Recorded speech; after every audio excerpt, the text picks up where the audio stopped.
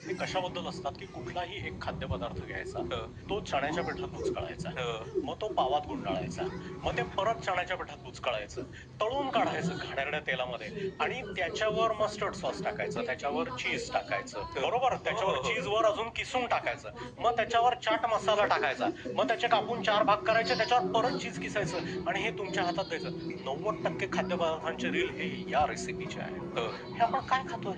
Nutritionally हे आपण हे काय करतोय कॅटेगरी. आपण? म्हणजे या बॅड कॅलरीज नाही आहेत का? तर हे शेण आहे, ही माती आहे जी आपण खातोय ती. हे अन्न नाहीये, हे विष आहे. माझ्या घरी केलेला स्वयंपाक मी खात नाहीये, तो त्या रिसायकलिंग मध्ये जातो आहे आणि मी हे बाहेर येऊन खातोय आणि घरी जाऊन सांगतो माझं नाही, सध्या जरा डाएट आहे, मला भूक नाहीये. ते फक्त चवीसाठी हे जेव्हा रस्त्यावर उभं राहून प्लेट मध्ये घेऊन चमच्यानी शेण खात असतात, तेव्हा ते फक्त माझ्यासारख्या डॉक्टरला जास्त मोठी गाडी घेता यावी ह्याची EMI भरत असतात. चालू ठेवा. Physician, nutritionist, dieticians, cardiologist, vascular surgeons, आम्ही सगळे तुमच्या या भेळपुरीच्या पैशावर मोठ्या मोठ्या गाड्या घेणार आहोत, मोठ्या मोठ्या घरामध्ये राहणार आहोत. चालू ठेवा.